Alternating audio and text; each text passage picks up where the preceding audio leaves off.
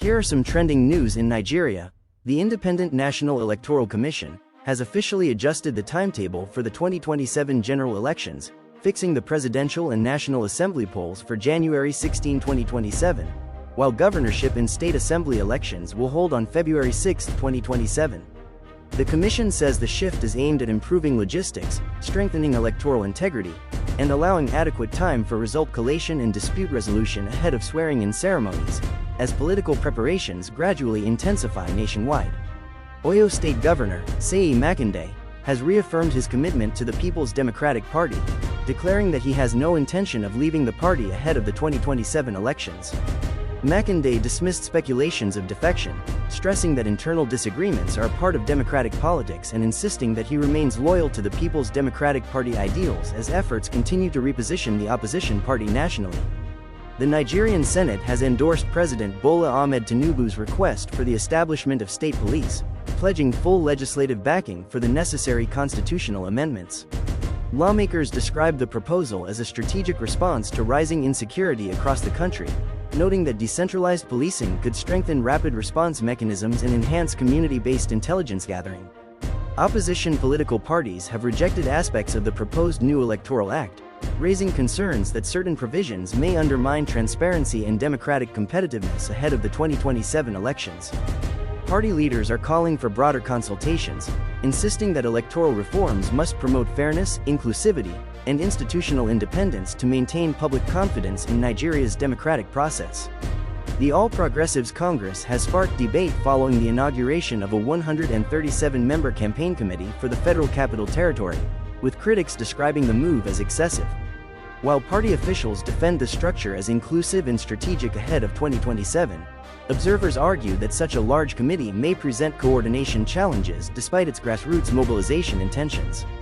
Professor Yilwada has urged Nigerian youths to expand their horizons beyond local employment opportunities and embrace global markets driven by technology and digital innovation.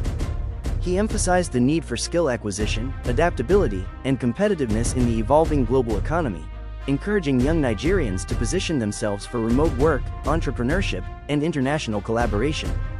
The Chief Justice of Nigeria has reaffirmed the commitment of the judiciary to strengthening public confidence in the administration of justice, assuring Nigerians that the Supreme Court will continue to uphold integrity, transparency, and constitutional order. The Chief Justice of Nigeria emphasized the importance of timely judgments and judicial independence, particularly as political activities ahead of 2027 begin to gather momentum. The National Institute for Legislative and Democratic Studies has warned that persistent insecurity poses a serious threat to Nigeria's development and democratic stability. The institute noted that violence and instability not only disrupt economic activities but also erode public trust in governance, calling for integrated legislative, security, and community-based solutions to restore national confidence.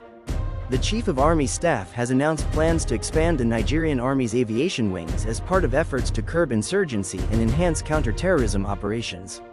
The military leadership says the expansion will improve aerial surveillance, rapid troop deployment, and operational efficiency in conflict-prone regions, reinforcing Nigeria's commitment to strengthening its security architecture. The Senate has urged the federal government to abandon the envelope budgeting system and return to a priority-based budgeting approach, arguing that the current method has limited flexibility and weakened strategic planning. Lawmakers insist that national resources must be allocated based on measurable development priorities to ensure fiscal discipline and improved public sector performance.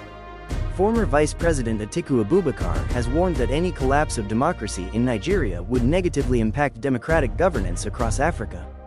He stressed that Nigeria remains a regional political anchor and called on leaders to strengthen institutions, protect civil liberties, and uphold constitutional principles to safeguard democratic stability. The United States has commended the Nigerian Air Force for its preparedness ahead of the delivery of AH-1Z Viper attack helicopters. Officials say the advanced aircraft will significantly enhance Nigeria's air combat and counterinsurgency capabilities, reflecting deepening defense cooperation between both nations. Human rights activist Amayele Sowore has criticized the police over the arraignment of a businesswoman in connection with a 200 million naira's debt allegation involving a government minister. Sowore described the action as an abuse of process, arguing that civil disputes should not be criminalized, as legal proceedings in the matter continue. The federal government has directed ministries, departments, and agencies to strictly adhere to the medium-term expenditure framework to strengthen fiscal discipline and budget credibility. Authorities say compliance will align annual spending with medium-term projections, improve transparency, and enhance macroeconomic stability amid ongoing economic reforms.